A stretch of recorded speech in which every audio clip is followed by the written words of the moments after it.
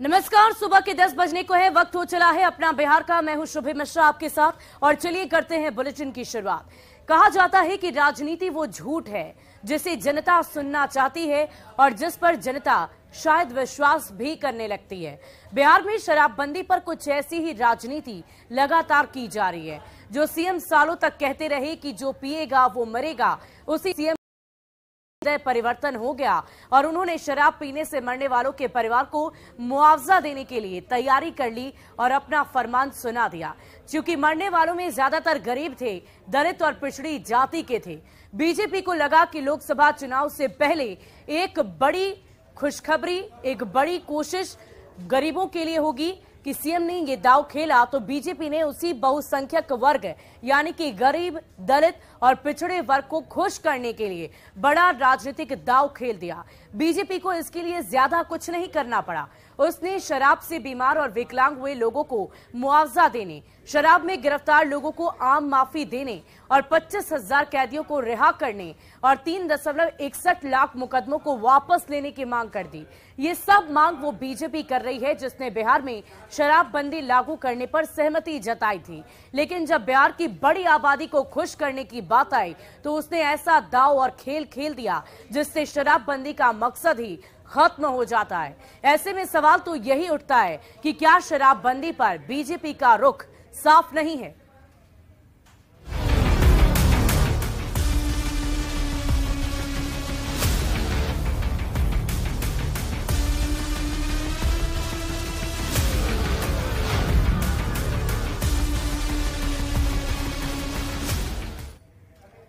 और पूर्वी चंपारण में जहरीली शराब से मौत के बाद बीजेपी ने सरकार पर मुआवजे के लिए दबाव बढ़ा दिया है। बीजेपी को ऐसा कहता था कि सरकार इस बार भी अपनी जिद पर अड़ी रहेगी और सीएम इस बार भी यही कहेंगे कि जो पिएगा वो मरेगा।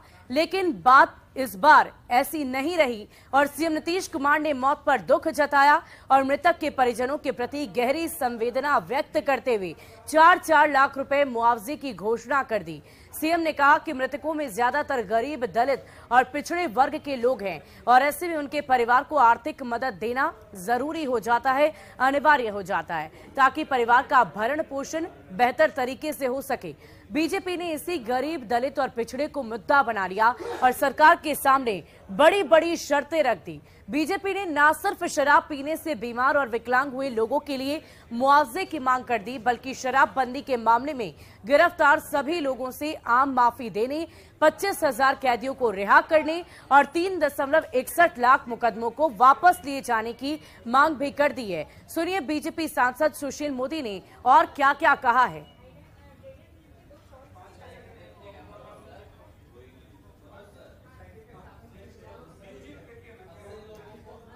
तो देखिए, बीजेपी की तरफ से अलग अलग तरह की मांगे की जा रही है और जाहिर सी बात है, राजनीति में कुछ भी यूं ही नहीं होता, चाहे वो बात हो, मुलाकात हो या बयान हो। और इसी कड़ी में बीजेपी की तरफ से क्या क्या मांग की जा रही है वो हम आपको बता रहे हैं। बीजेपी ने ये मांग कर दी है कि फंसे हुए लोगों को माफी मिले।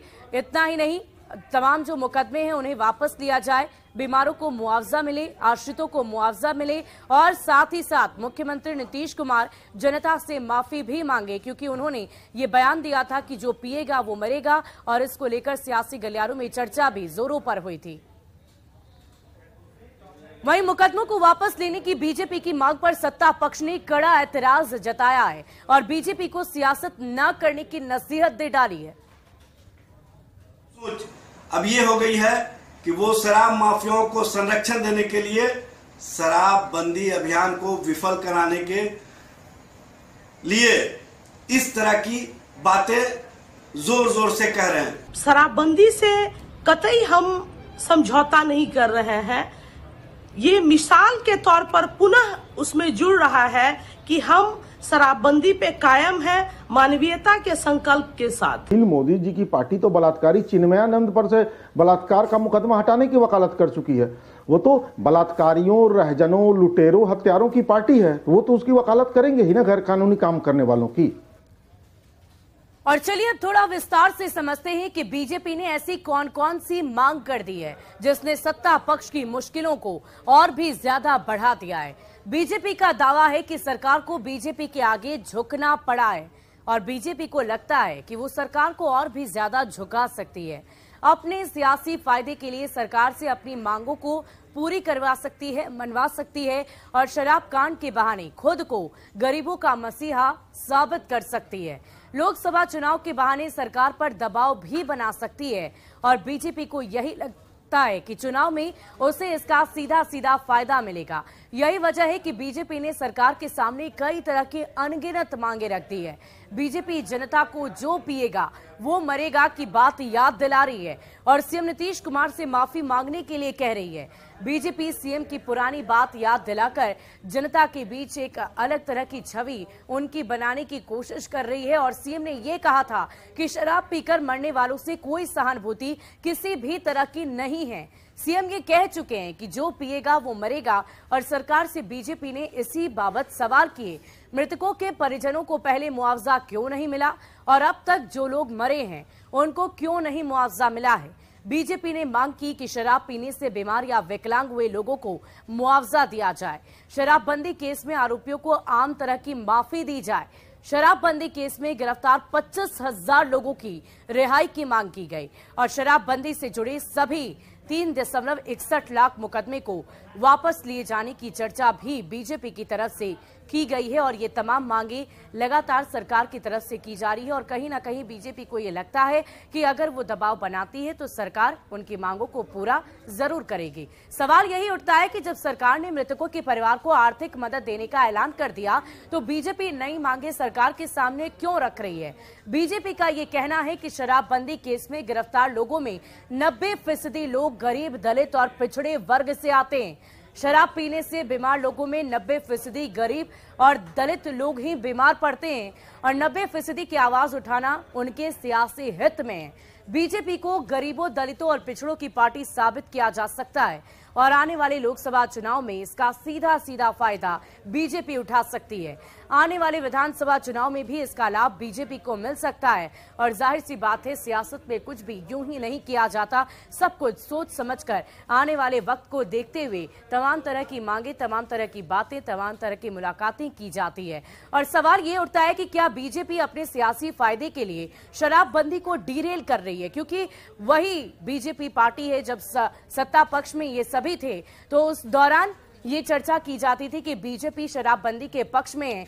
लेकिन अब सवाल ये उठ रहे हैं जब बीजेपी तरह तरह की मांग कर रही है शराबबंदी को लेकर कि क्या वाकई शराबबंदी को डिरेल करने की कोशिश बीजेपी की तरफ से की जा रही है, ये एक सवाल है। और इसके अलावा क्या बीजेपी सरकार को फंसा रही है, अपनी मांगों को लेकर क्या बीजेपी सरकार को फंसाने की कोशिश में लगी है और क्या अपने सियासी फायदे के लिए बीजेपी ऐसा कर रही है और क्या बीजेपी अपनी ही कही गई बातों से वो पीछे हट रही है। और साथ ही साथ ये सवाल उठने इसलिए लाजमी हो जाते हैं क्योंकि जब शराबबंदी कानून लागू की गई थी उस दौरान बीजेपी सरकार में थी और उन्होंने पूर्णतः इसका समर्थन किया था और आज इस पूरी चर्चा को लेकर वो जब सामने आए हैं तो अलग अलग तरह की मांगे शराबबंदी को लेकर की जा रही है। तो सवाल तो यही है कि क्या इसे डीरेल करने की कोशिश की जा रही है। तो देखिए बीजेपी की तरफ से तमाम तरह के सवाल इसीलिए किए जा रहे हैं कि आने वाले वक्त में उन्हें इसका सियासी फायदा मिल सके। बढ़ते आगे, शराबबंदी को लेकर बीजेपी ने सरकार पर हमला बोला है। नेता प्रतिपक्ष विजय सिन्हा ने आरोप लगाया कि सरकार की गलत नीतियों के कारण बिहार में शराबबंदी असफल हो रही है। उन्होंने कहा कि अगर बीजेपी की सरकार आई तो बिहार में न सिर्फ पूर्ण शराबबंदी होगी बल्कि पूर्ण नशाबंदी भी लागू होगी। विजय सिन्हा से बातचीत की है न्यूज 18 संवाददाता अमित कुमार ने।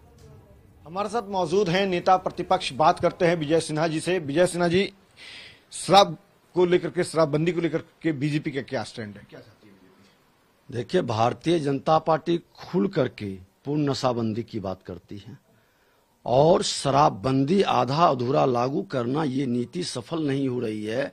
इस नीति को इनके शासन प्रशासन में बैठे लोग ही कमजोर कर रहे हैं, इसके नाम पर अकूत संपत्ति के मालिक बन रहे हैं।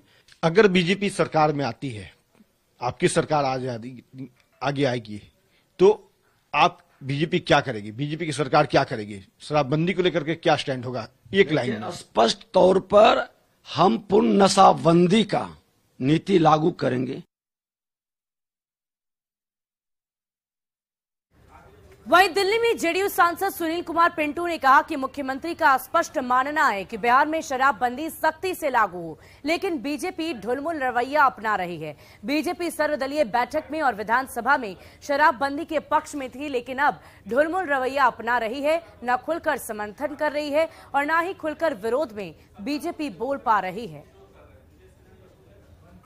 देखिए, माननीय मुख्यमंत्री जी स्पष्ट उनका है कि साहब बिहार में पूरी तरह शराबबंदी लागू हो, और जिसके लिए वो दिन रात एक कर रहे हैं कि चाहे कुछ हो जाए शराबबंदी बंद रहेगी, बंद है तो बंद रहेगी।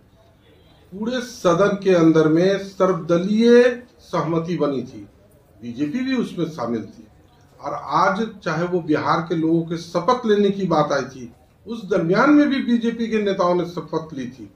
आज उनका रवैया ढुलमुल रवैया है, न वो खुलकर बंदी के पक्ष में बोल पा रहे हैं, न खुलकर कि फिर से चालू हो। वहीं शराबबंदी को लेकर जेडीयू एमएलसी नीरज कुमार ने कहा है कि शराबबंदी को लेकर जेडीयू का स्पष्ट मानना है कि शराबबंदी समाज के लिए बेहतर है। ये अलग बात है कि जिन्हें शराबबंदी में खोट नजर आ रही है वो शराब में समाज को डूबाना चाहते हैं। स्पष्ट समझ है कि 50% आबादी के मांग के अनुरूप और जिस ढंग से सामाजिक प्रभाव उसका पड़ा है कि शराब से जो बचत हुई उससे जीवन स्तर का उन्नयन हुआ है, जो विभिन्न संस्थाओं की रिपोर्ट में आया है। ऐसी स्थिति में जनता दल यू तो स्पष्ट मानता है, लेकिन जो लोग शराबबंदी विफल की बात बोलते हैं उनके पेट में कहीं न कहीं दर्द है। और देखिए, शराबबंदी को लेकर कांग्रेस का भी बयान सामने आ गया है। कांग्रेस विधायक दल के नेता अजीत शर्मा ने कहा है कि शराबबंदी अच्छी है, लेकिन भ्रष्ट अफसरों की वजह से ये सही रूप से लागू नहीं हो पा रही है। कांग्रेस ने ऐसे भ्रष्ट अधिकारियों पर कार्रवाई की मांग की है। ऐसा है कि शराबबंदी तो हम लोगों ने मिलजुल के विधानसभा में सभी पार्टी मिलकर हम लोगों ने किया था। शराबबंदी बहुत अच्छी चीज है, लेकिन निश्चित तौर पर मेरा भी मानना है कि जो शराब के माफिया हैं और जो यहाँ के उच्च पदाधिकारी हैं, निश्चित तौर पर वो मिले हुए तभी शराब मिल रहा है, और शराब के आड़ में जहरीली शराब भी बन के बिक रहा है। मेरा माननीय मुख्यमंत्री से आग्रह है कि ये बहुत अच्छी चीज है, लेकिन आप छोटे मोटे पदाधिकारी पर जो कार्रवाई हो रही है, आप बड़े पदाधिकारी पर जब कार्रवाई करेगा तब ये शराबबंदी पूर्ण रूप में लागू हो।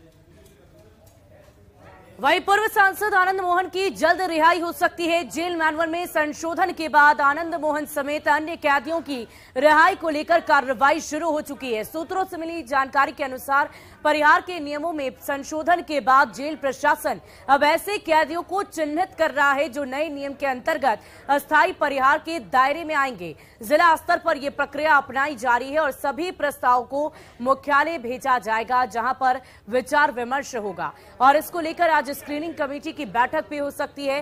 बैठक में पूर्व सांसद आनंद मोहन समेत 5 दर्जन से अधिक कैदियों को छोड़े जाने के प्रस्ताव पर विचार किया जाएगा। इस पूरी खबर पर अधिक जानकारी दे रहे हैं संवाददाता अमित कुमार। जेल मैनुअल के संशोधन के बाद पूर्व सांसद आनंद मोहन समेत अन्य कैदियों की रिहाई को लेकर के कार्रवाई शुरू हो चुकी है। बताते चले कि आज इसको लेकर के एक अहम बैठक भी होनी है, और जो जानकारी मिली है, सूत्रों के अनुसार जो जानकारी मिली है कि परिहार के नियमों में संशोधन के बाद जेल प्रशासन अब ऐसे कैदियों को चिन्हित कर रहा है जो नए नियम के अंतर्गत अस्थायी परिहार के दायरे में आएंगे। जिला स्तर पर यह प्रक्रिया अपनाई जा रही है। सभी प्रस्तावों को मुख्यालय भेजा जाएगा, जहां विचार किया जाएगा। सूत्र बताते हैं कि इसको लेकर के आज स्क्रीनिंग कमेटी की बैठक हो सकती है। बैठक में पूर्व सांसद आनंद मोहन समेत 5 दर्जन से अधिक कैदियों को छोड़े जाने के प्रस्ताव पर विचार किया जाएगा। स्क्रीनिंग कमेटी की बैठक के बाद इसकी फाइल विधि विभाग के पास भेजी जाएगी। विधि विभाग से संपुष्टि के बाद नए प्रावधान के तहत आने वाले कैदियों को छोड़ा जाएगा। आनंद मोहन जो है पूर्व सांसद, उनको भी रिहा किया जाएगा। ये बातें कही जा रही है और आज इस बात पे मोहर लगेगी जब बैठक होगी, और बैठक के बाद जो निर्णय लिए जाएंगे उससे यह साफ होगा कि आनंद मोहन जल्द जेल से बाहर आ जाएंगे। उनके साथ अन्य जो कैदी हैं, परिहार जो है, नए नियम के तहत जिन्हें राहत मिल सकती है, वो जेल से बाहर आएंगे। कैमरा पर्सन अजय दुबे के साथ अमित कुमार, न्यूज़ 18 पटना। और बड़ी खबर आपको बक्सर से बताएं, जहां एक शराबी का हंगामा करते वीडियो सोशल मीडिया पर बड़ी तेजी से वायरल हो रहा है। ये वीडियो बक्सर जिले के उत्पाद विभाग के चेक पोस्ट का है, जहां उत्पाद विभाग की पुलिस ने उत्तर प्रदेश से इस शराबी को शराब पीकर बिहार में प्रवेश करते हुए चेक पोस्ट पर ही धर दबोचा। पकड़े जाने के बाद शराबी ने धौंस दिखाकर हंगामा शुरू कर दिया। ये वीडियो बिहार में शराबबंदी की पोल खोलता हुआ नजर आ रहा है। वीडियो में आप खुद देख सकते हैं कि युवक सही तरीके से खड़ा तक नहीं हो पा रहा है। युवक पीकर पैदल ही झूमते हुए बक्सर की सीमा में घुसने की कोशिश कर रहा था और उसके बाद पुलिस ने युवक को हिरासत में ले लिया। चलो साइड, एक्सीडेंट हो जाएगा, साइड ऊपर से एक्सीडेंट हो जाएगा। अरे साइड कीजिए इसको। चोर है ना, हम चोर है ना। अरे चुप हो सर, काहे हल्ला करते हो? दारू पी लो। हां हम पी ले, काहे फालतू करते हो? हम क्या बताएं? रुकिए, भाग कह रहा है, रुको, भागिए नहीं। और इसी बीच बड़ी खबर आपको पूर्णिया से बताएं, जहां पुलिस टीम को एक बड़ी कामयाबी मिली है। पुलिस ने 40 लाख के सोने के साथ एक सोना तस्कर को गिरफ्तार कर लिया है। बायसी थाना की पुलिस ने दालकोला चेक पोस्ट पर सोना तस्कर रजत कुमार की गिरफ्तारी की है। बताया जा रहा है कि रजत बंगाल से आ रही एक बस में सवार था, जिसके पास से 600 ग्राम सोना, 1 लीटर विदेशी शराब की बरामदगी की गई है, जिसकी कीमत लगभग 40 लाख रुपए बताई जा रही है। फिलहाल पुलिस इस पूरे मामले की जांच में जुटी हुई है। बताया जा रहा है कि पूछताछ में दालकोला के एक सोना कारोबारी और तस्कर धीरज का नाम सामने आया है, जो अवैध तरीके से इस इलाके में सोना भेजता है।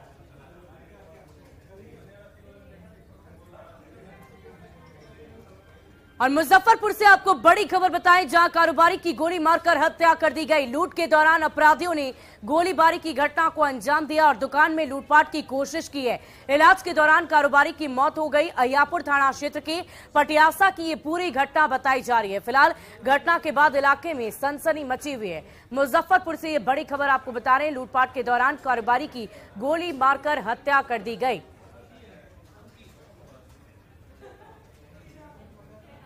हमको गोली मारने की जानकारी मिली, गोली मारने की जानकारी मिली है।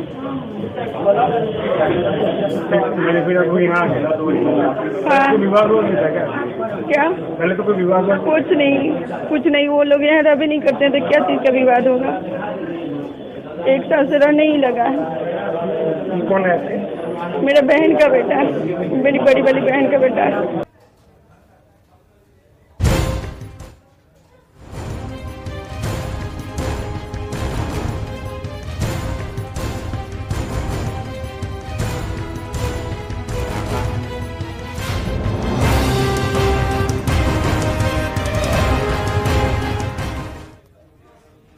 और अब बात बिहार के मौसम के मिजाज को लेकर मौसम विभाग की तरफ से पूर्वानुमान जारी किया गया है। अगले 24 घंटे बाद गर्मी से बिहार वासियों को थोड़ी राहत मिलेगी। अधिकतम तापमान में गिरावट आने की संभावना जताई जा रही है। 5 से लेकर 6 डिग्री तक ये गिरावट दर्ज की जाएगी। 22 अप्रैल से कई जिलों में बारिश की भी आशंका जताई जा रही है और कल के बाद पछुआ हवा का प्रभाव थोड़ा खत्म हो जाएगा। आंधी गरज के साथ बारिश के आसार जताए जा रहे हैं। तो बिहार वासियों के लिए एक अच्छी खबर है। बिहार में इस वक्त सूरज की तपिश काफी ज्यादा है, काफी ज्यादा गर्मी से लोग परेशान हो रहे हैं, लेकिन अब मौसम विभाग की तरफ से ये अच्छी खबर बताई गई है। अगले कुछ दिनों में बारिश होने की संभावना व्यक्त की जा रही है।